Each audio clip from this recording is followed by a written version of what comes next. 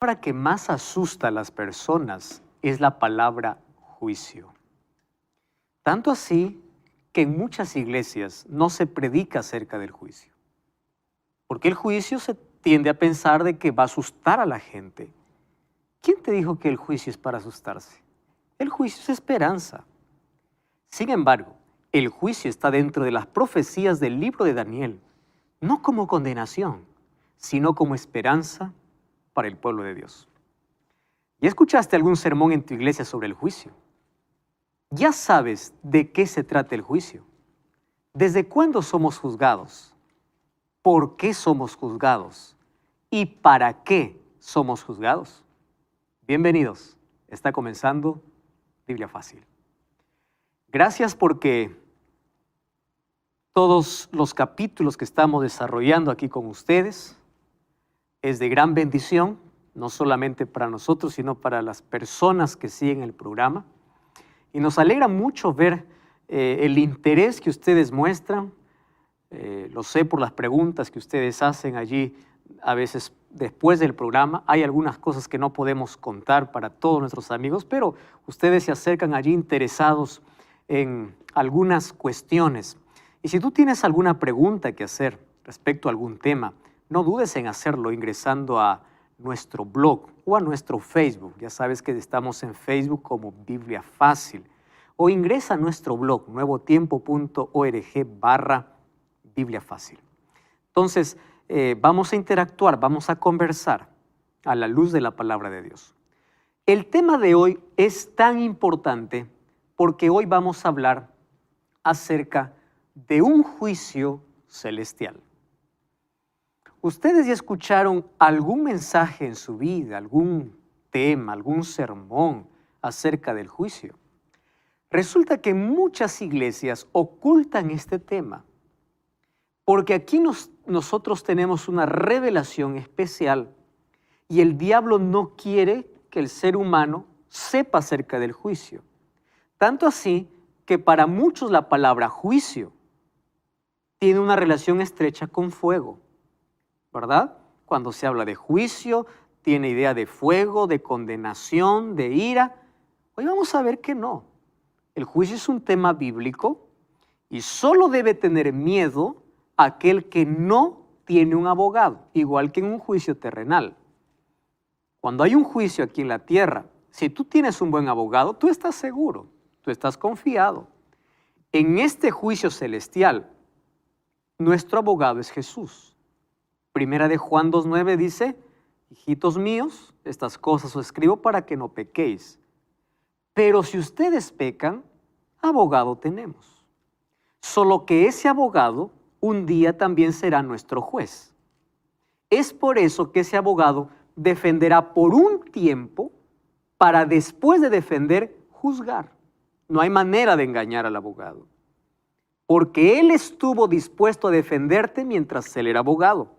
O no hay manera de engañar al juez. Porque él fue abogado antes de ser juez. Entonces, hoy vamos a comprender este asunto para poder sacar muchas dudas de nuestra mente. Antes aquí tenemos una costumbre y es orar. Vamos a abrir la Biblia. Nosotros vimos que Daniel está muy perplejo, está mortificado por el atrevimiento, por la insolencia y la crueldad del cuerno pequeño. Si hay algo que él se queda mirando y algo que él no comprende en su momento es ¿cómo es posible que un poder se levante para destruir a los hijos de Dios?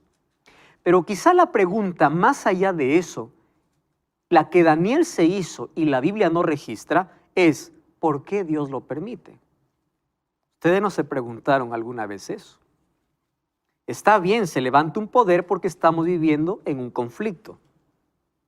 Y en este conflicto están involucrados los seres humanos. La pregunta es ¿por qué o hasta cuándo va a pasar eso?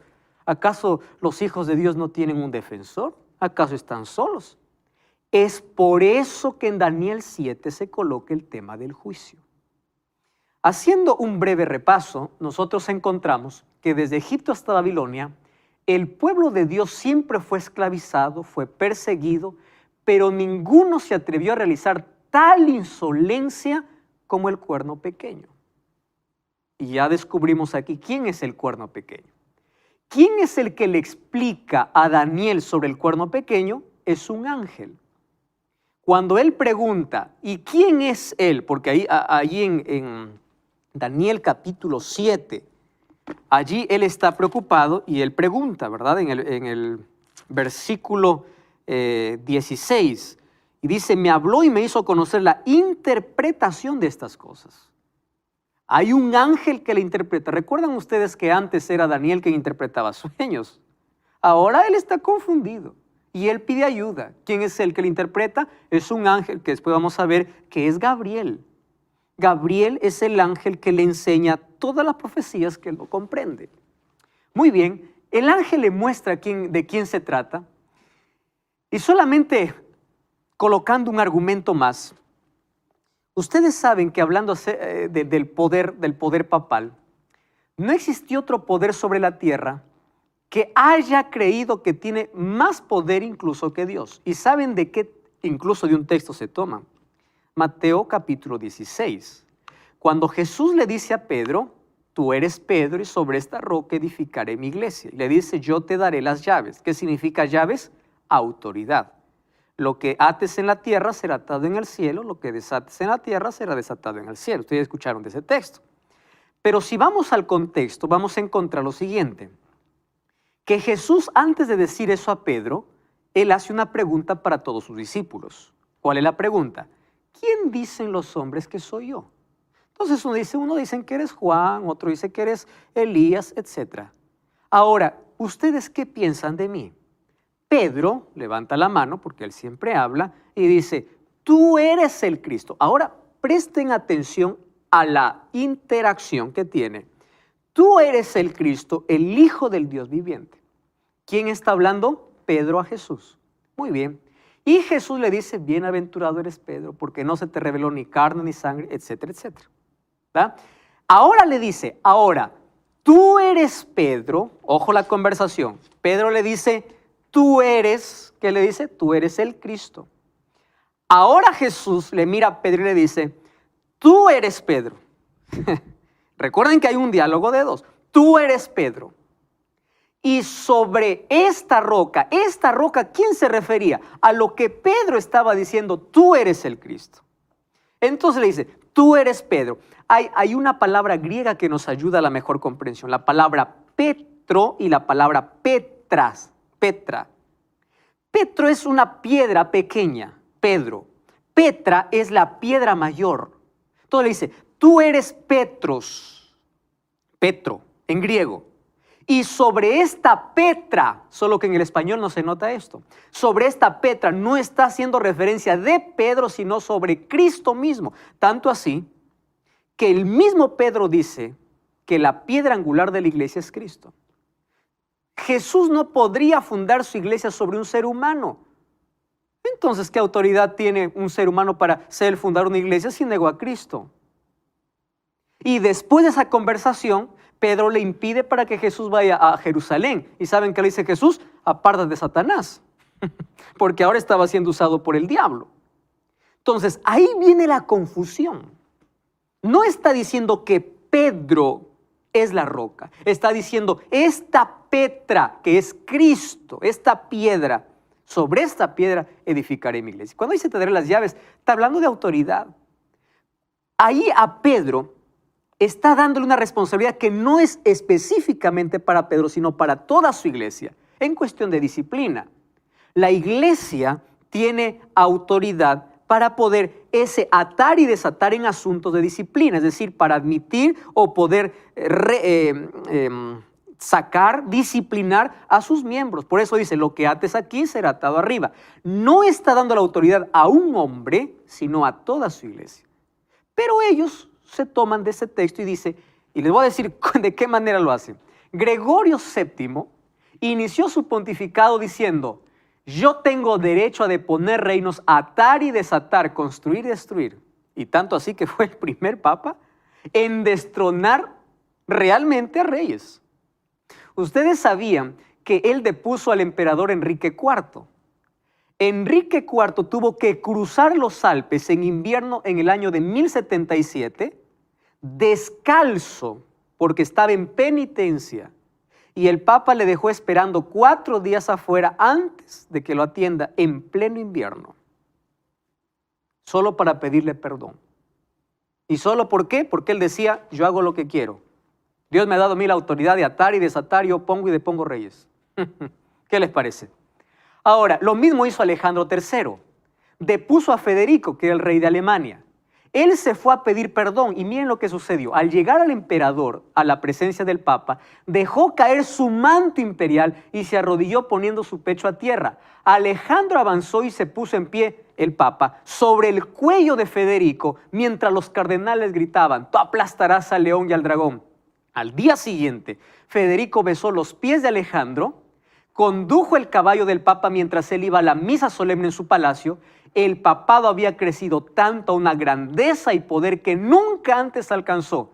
Esto dice este libro, la espada de Pedro había conquistado la espada de César. Qué extraordinaria manera de aquí. Ahora ustedes pueden decir, eso fue en el pasado. Y ahora en el presente. Ahora está todo calmado, ¿verdad? Espere un momento. Mira lo que dice. Este es un libro interesante. El Vaticano es el superpoder máximo de nuestros tiempos. No está hablando de tiempos pasados. Sus adherentes son cercanos a 1 billón. Pueden operar en cada rincón del mundo.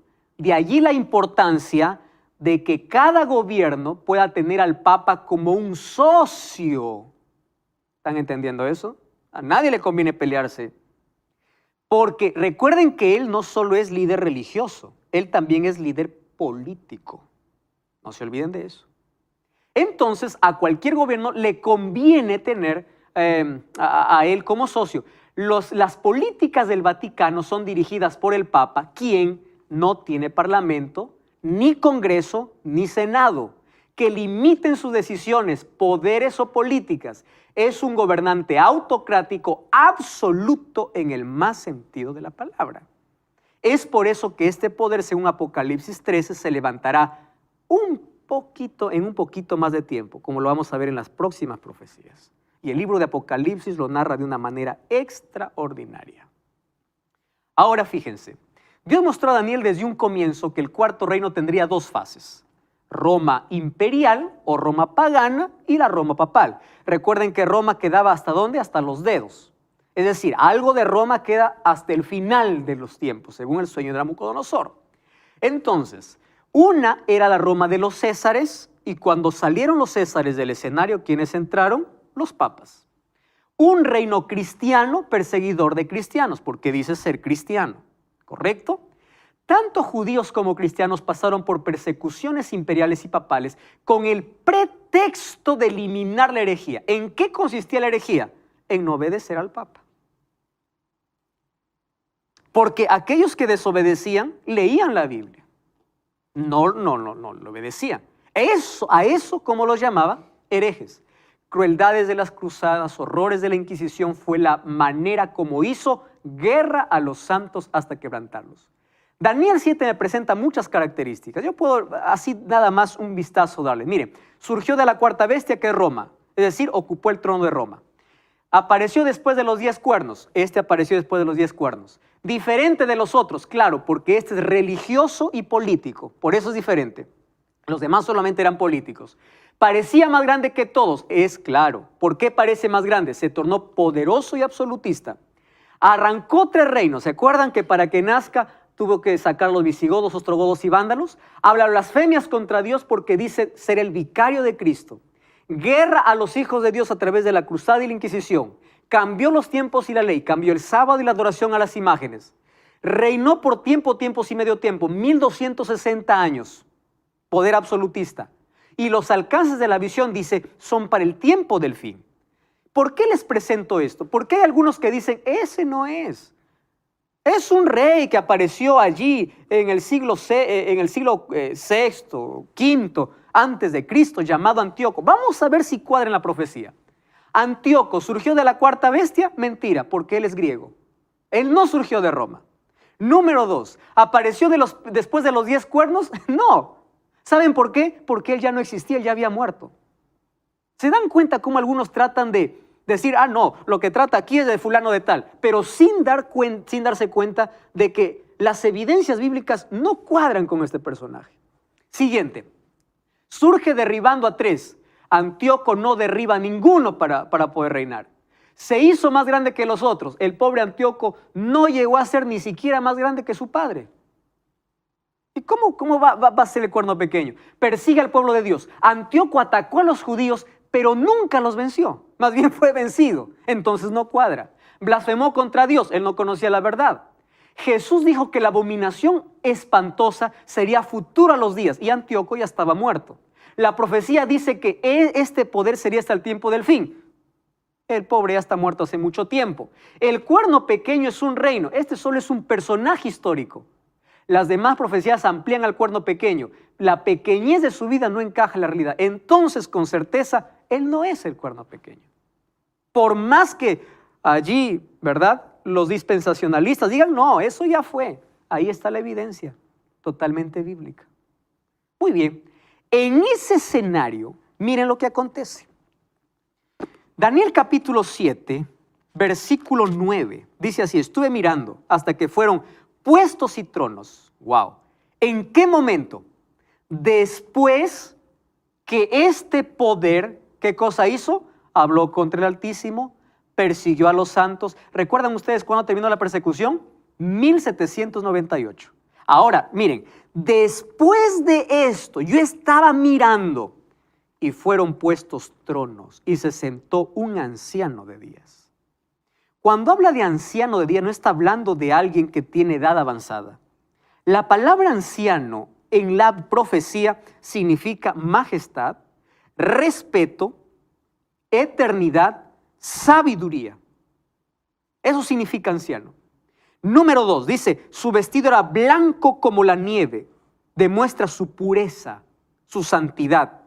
Su pelo era como la lana limpia, esto es en relación a su majestad. Su trono llama de fuego.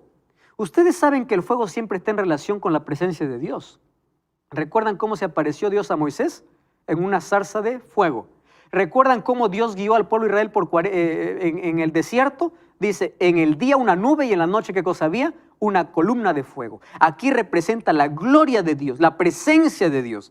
Y dice, y fuego ardiente y era un trono que se movía porque tenía ruedas. ¿Qué significa? Que aquel que está sentado tiene tanta autoridad y puede manejar esto. Ahora, un río de fuego, una vez más fuego, hablando acerca de la presencia divina, procedía y salía delante de él. Miles de miles le servían y millones estaban delante de él. El juez se sentó y los libros fueron abiertos. ¿De qué está hablando? De un juicio. La Biblia habla acerca de libros. Vamos a Apocalipsis capítulo 20, versículo 12. Miren lo que dice Apocalipsis 20, versículo 12. Apocalipsis 20, 12. Dice así. Vi muertos grandes y pequeños de pie ante Dios. Los libros fueron abiertos. Y otro libro fue abierto, el cual es el libro de la vida. Es decir, que hay un libro que se llama el libro de la vida. Y allí dice, y el que no fue encontrado allí, pues bueno, ya tiene su final. Mira el versículo 15. El que no se halló escrito en el libro de la vida fue lanzado al lago de fuego. ¿Qué cosas son abiertos? Los libros. ¿De qué libros hablan? Libros de la vida, libros de la muerte. Si vamos al libro de Malaquías, ahí el capítulo 3, versículo 16, vamos a encontrar que existe un libro que se llama el libro de la memoria, donde está registrada todas las acciones de los santos. Miren Malaquías capítulo 3, versículo 16. Allí dice, entonces los que temían a Jehová hablaron entre sí. Jehová escuchó y oyó, y fue escrito ante él un memorial de los que temen a Jehová y honran su nombre. La idea de libros parece muy antigua, ¿no? Como uno va a pensar, dice, habiendo tanta tecnología en la tierra, va a haber libros en el cielo. Pero cuando hablamos acerca de un documento judicial, cuando hablamos acerca de un juicio, los libros siempre existen, porque ahí están las evidencias a favor o en contra. Ahora yo les voy a hacer una pregunta. ¿Por qué necesita Dios registrar en el libro, en libros? ¿Acaso Dios se olvida? No tiene que ver con Dios. Tiene que ver con el ser humano. Porque en los libros de la vida y de la muerte y de las acciones es la evidencia de que Dios es justo. Entonces, cualquier ser en el universo que quiere comprobar la justicia de Dios, ¿dónde va a mirar? Los libros. Porque ahí está todo el registro. No es porque Dios se olvida, es porque es la evidencia. Los libros fueron abiertos. ¡Wow! ¡Qué interesante! Ya vimos de qué tipo de libros se habla. Ahora, la pregunta es, ¿cuándo ocurrió el juicio? Esa es una buena pregunta. ¿Cuándo?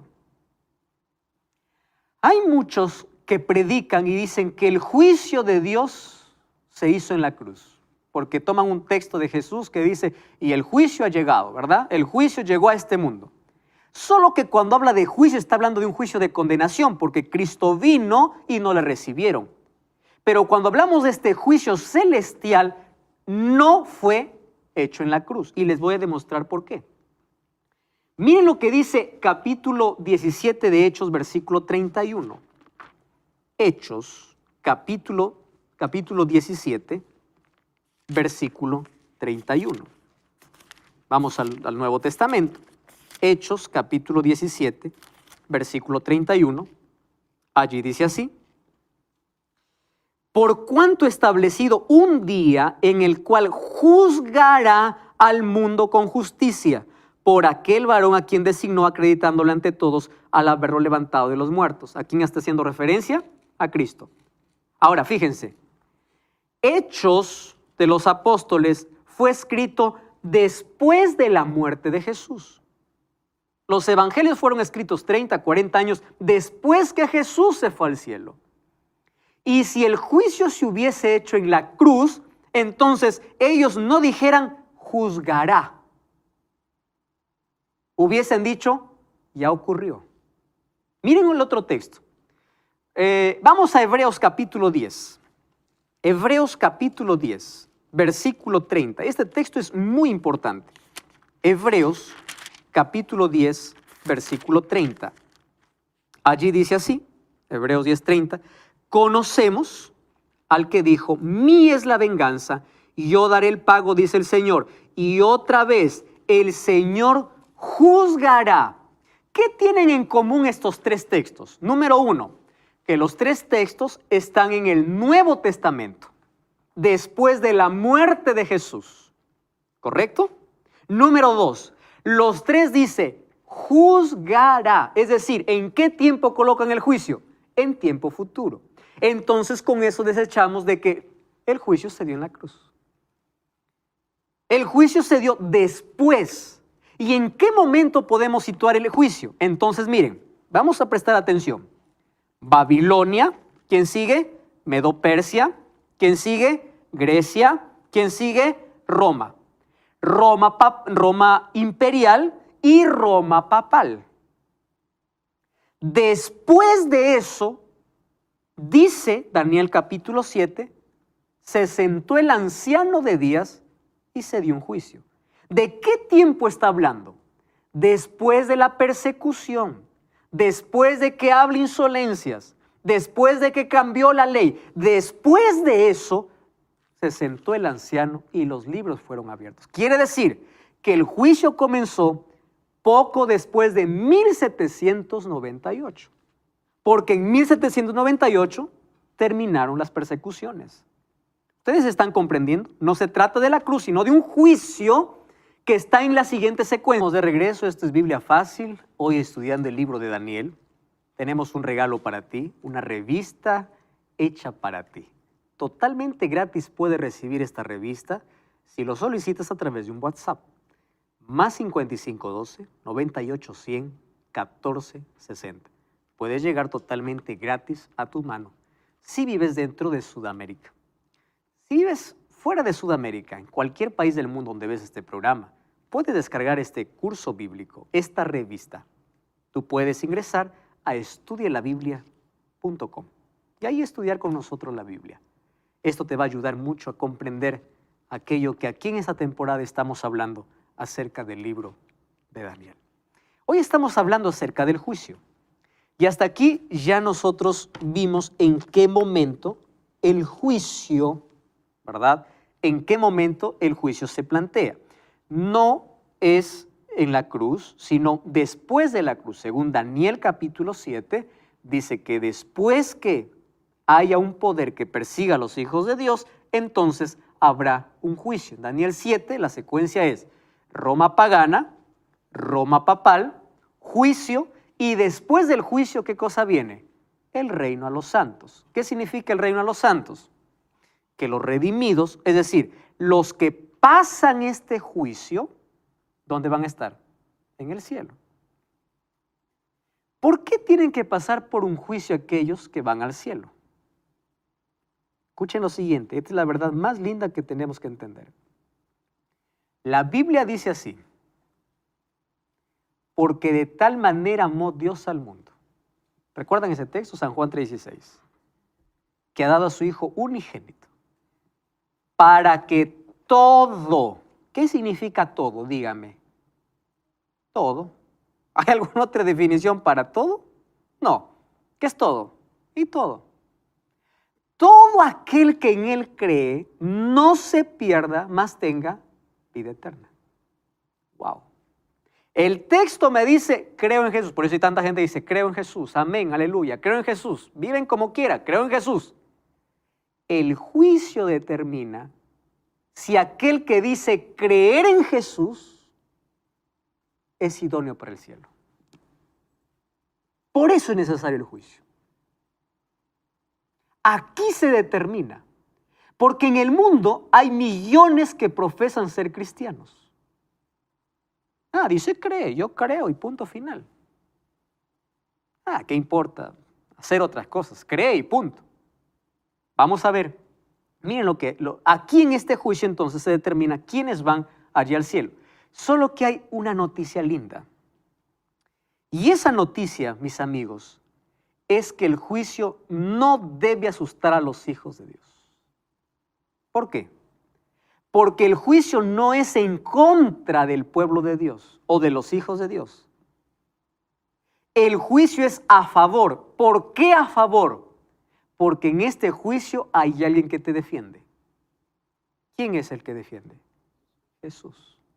¿Qué tengo que hacer yo? Mírenme, yo creo en Jesús, amo a Jesús, obedezco a Jesús. ¿Significa que yo no peco? No, yo peco.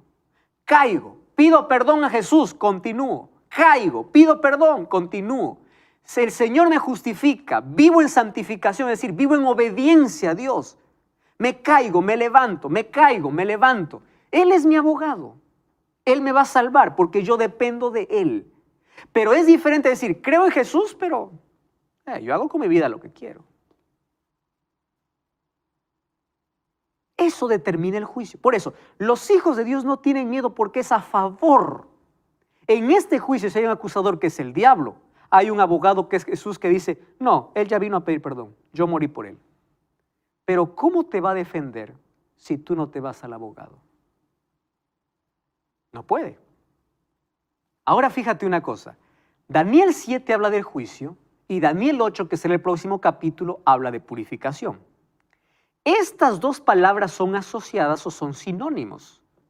Cuando hablamos de un juicio en Daniel 7, Daniel 8 va a decir que el santuario será purificado.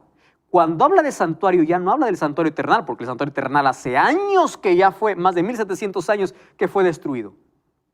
¿De qué está hablando? De un santuario celestial. ¿Eso qué significa? De una purificación en el cielo. Que el juicio se dará no en la tierra, sino en el santuario, junto con la purificación. ¿En dónde? En el cielo. Ya no está hablando más de un santuario terrenal, sino de un santuario celestial.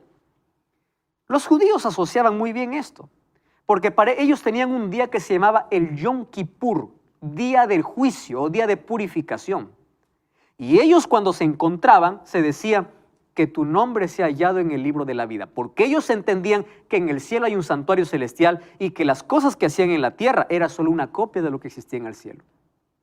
Ahora, es interesante notar algo. El juicio es necesario. ¿Por qué necesario? Para vindicar a los fieles de tanto abuso y persecución. Entonces ahí está Daniel, dice, Señor, ¿vas a dejar hasta cuándo? Espera, aquí viene el juicio. ¿Qué significa vindicar?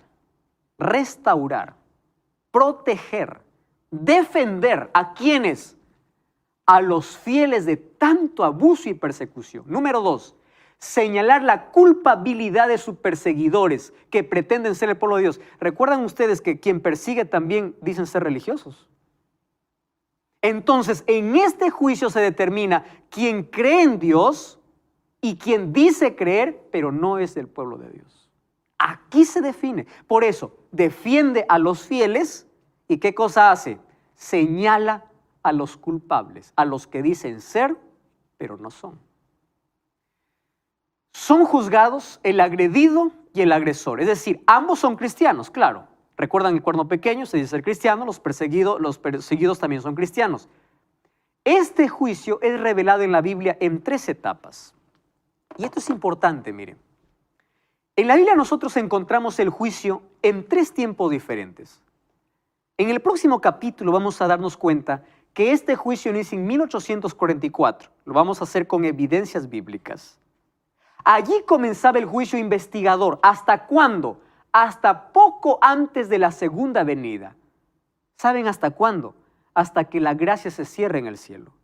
Cuando Cristo sale de ser nuestro abogado, acabó el juicio. Es decir, allí se determinó quiénes irán al cielo. Hay un juicio que se llama de comprobación. ¿Qué cosa decía el apóstol Pablo? ¿No sabéis que nosotros vamos a juzgar en el cielo? Es decir, en el cielo vamos a comprobar la justicia de Dios.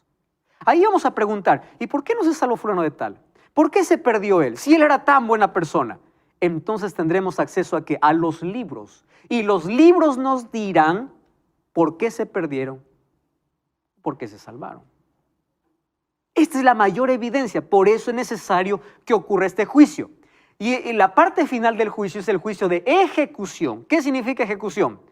Cuando no hay rastro de duda en el pueblo de Dios, de que Dios es justo, entonces, cuando Cristo regrese después de 1000 años, según Apocalipsis capítulo 20, recién caerá fuego y azufre ¿contra quiénes?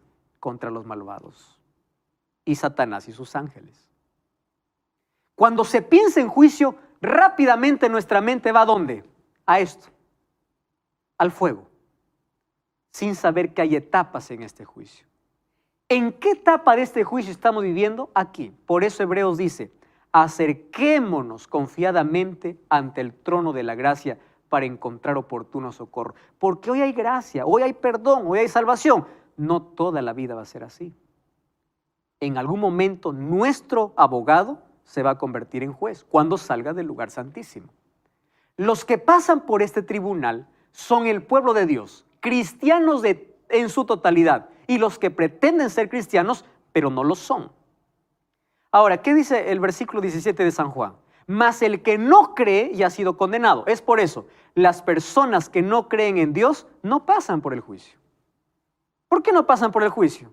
Porque ya están condenadas. No necesitan investigación. Ellos rechazaron al abogado, no necesitan de Dios. Hay tanta gente que dice, yo no quiero a Dios, rechaza a Dios. Para ellos no hay juicio. Por eso, nosotros debemos alegrarnos que formamos parte del primer grupo de juzgados, porque en este juicio hay esperanza, porque Cristo es nuestro abogado. Porque si no creemos en Cristo, es porque nosotros mismos nos hemos condenado. Ahora, fíjense otra cosa más aquí. La pregunta es, ¿qué sucede con aquellos que no conocieron la verdad? Buena pregunta, ¿verdad? Porque hay tanta gente en el pasado que murió sin saber cuál es la verdad, pero creyeron en Jesús. La pregunta es, ¿cómo serán juzgados ellos? Estoy pensando en los antepasados, ¿no? Gente que no tuvo acceso a la Biblia. Ustedes saben que cuando venimos a este mundo, todos venimos con la huella de Dios en nuestro cuerpo, en nuestra vida, a lo cual llamamos conciencia. A veces cauterizamos la conciencia cuando Siempre rechazamos allí o no hacemos caso o ignoramos aquel semáforo que nos dice esto es peligroso, esto es malo, no hagas esto. A veces no llegamos a cauterizar la conciencia. Sin embargo, ¿cómo juzgará Dios a los que no conocieron la verdad? Vamos a abrir la Biblia. La Biblia tiene respuestas. ¿Está bien? Vamos a ver qué cosa dice el libro de Génesis capítulo 18. Comencemos por Génesis, porque me encanta ese texto. Miren la manera como Dios trata al pecador. No lo trata como nosotros pensamos. 18:25 dice así. Entonces respondió Jehová, si yo encuentro en Sodoma 50 justos dentro de la ciudad, perdonaré a todos en ese lugar por amor a ellos. ¿Qué significa? Que Dios no juzga a todos por igual. En este diálogo encontramos allí a Abraham que está intercediendo por Sodoma. Le dice, Señor, ¿tú vas a castigar a todos? Mira lo que dice el versículo 23, para poder comprender mejor esto. Se acercó a Abraham y le dijo, ¿destruirás también al justo con el impío? Buena pregunta, ¿verdad? ¿Y qué cosa le dice Dios? No. Porque yo sé quién es justo y quién es impío. Y Abraham le dice, ¿y si hay 50? Y ahí es donde le responde, por amor a las 50, yo no lo haría. Vamos al siguiente texto. Mateo 11. Entonces aquí comprendemos que Dios juzga a cada persona de manera individual.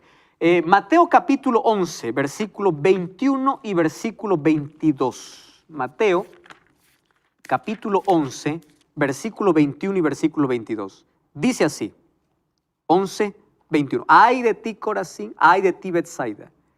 Porque si en Tiro y Sidón se hubieran hecho los milagros que han sido hechos en vosotros, hace tiempo que se hubiesen arrepentido. ¿Qué cosa está diciendo Dios? Él juzgará a las personas de acuerdo al conocimiento que ellos tuvieron. Dios no te va a juzgar por aquello que no conociste. ¿Qué cosa está diciendo estas ciudades? Miren, ve, para ustedes el juicio será mayor, porque ustedes vieron milagros. En cambio, esas ciudades, no. Número 3. Aquí está la otra evidencia. Romanos capítulo 2, versículo 14 y versículo 15. Romanos capítulo 2, versículo 14 y 15. Wow, esto es impresionante. Cuando los gentiles que no tienen ley, la ley hacen por naturaleza que es de la ley. Ellos no saben que es la ley, pero lo hacen de manera natural. Aunque no tenga la ley, ellos son leyes para sí mismos. ¿De qué está hablando? De su conciencia. ¿Qué dice el siguiente versículo? Mostrando la obra de la ley escrita en sus corazones. ¿Dónde escribió Dios su ley? En nuestro corazón. Aquí nosotros entendemos qué es pecado y qué no es pecado. Entonces, para responder la pregunta, ¿qué sucede con los que no conocieron toda la verdad? Hechos 10:31 tiene, o 17:31, tiene una respuesta más clara aún. Hechos 17:31. Dice así, por cuanto establecido, o el versículo 30, Dios, habiendo pasado por alto los tiempos de ignorancia. Wow, solo hasta allí. ¿Qué cosa pasa por alto Dios? La ignorancia. Si tú no conociste la verdad, no serás juzgado por no conocerla. Serás juzgado por rechazar la verdad o por negarte a recibir la verdad. ¿Qué hay de los antepasados que no conocieron la voluntad de Dios? No sabían el día de reposo, no sabían la verdadera iglesia, no sabían nada. Dios les juzgará de acuerdo a su ley que colocó en su corazón. Ahora, Jesús es la garantía de nuestra salvación. Él es nuestro abogado, Él es nuestro defensor. Pero hay algo más. En Juan 5:22 dice que el juicio se le entregó a Jesús, es decir, Cristo es nuestro abogado. Daniel 7:26 y 27 dice que hay 9 cosas que debemos conocer sobre el juicio divino. Número 1, el juicio es parte de los designios de Dios. Número 2, es presidido por Dios y ocurre en el cielo. Número 3, sin Cristo es imposible que el juicio comience. Número 4, hay registros que son examinados con detalle. Número 5, hay innumerables asistentes angelicales. Número 6, ocurre después del apogeo del cuerno pequeño, después de 1798. El juicio es de modo particular al sistema religioso falso que pisotea la verdad, atenta contra su ley. Es decir, el juicio es en contra del perseguidor y a favor de ¿quién? Del fiel, a favor del cristiano. El juicio tiene etapas definitivas y marcadas, y el juicio es esperanza para el pueblo de Dios porque Dios es su abogado. El capítulo 7 3 veces enfatiza que los santos del Altísimo recibirán el reino. Eso es certeza absoluta. ¿Por qué? Porque el pueblo de Dios saldrá airoso de la investigación. Porque el pueblo de Dios buscó a Jesús como su abogado. No buscó un sacerdote. No buscó un ser humano. ¿Quién lo defendió? Cristo. Ahora fíjense algo más. ¿Qué significa el juicio para nuestra vida? Para comprender el juicio debemos comprender la universalidad del conflicto. Ahora entiéndame lo siguiente. Es verdad que nosotros somos juzgados, pero ¿saben quién más es juzgado? Dios. Todo el universo está a la expectativa de lo que ocurre aquí en la tierra. Y aunque cuando Cristo murió, uno puede decir de que ya está solucionado, ya está respondido todas las preguntas de los otros seres. Miren, Efesios 3:10 dice, la multiforme sabiduría de Dios sea ahora dada a conocer por medio de la iglesia a los principados y potestades en lugares celestiales. Quiere decir que el universo quiere saber más de la justicia de Dios que no fue respondida todo en la cruz. Y Dios mediante ¿quién lo hará? Mediante sus hijos. Por eso Jesús dijo, en esto es glorificado mi Padre, en que llevéis mucho fruto. Por eso Jesús dijo, así alumbre vuestra luz delante de los hombres, para que vean vuestras buenas obras y glorifiquen a Dios. Quiere decir, cuando nosotros somos obedientes, aquí entra la obediencia. Nosotros estamos demostrando al mundo que el diablo está equivocado. Porque el diablo, ¿qué dice? Dios es malo, Dios es cruel y su ley no puede ser cumplida.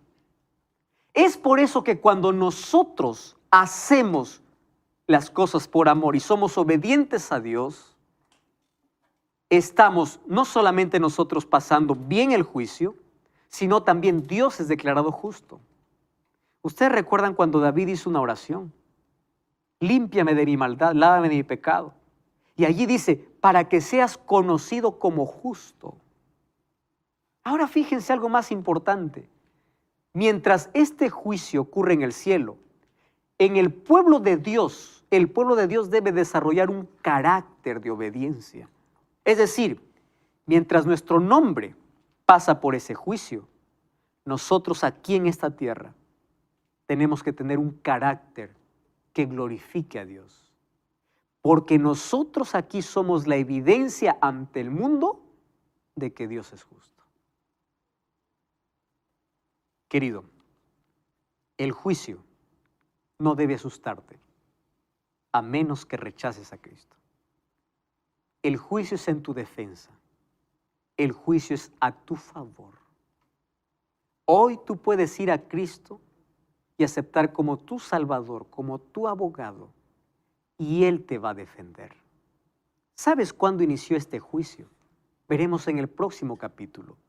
Mientras tanto, yo quiero que hoy tú puedas dirigirte a Dios, confesar tus pecados y decirle, Señor, en este juicio,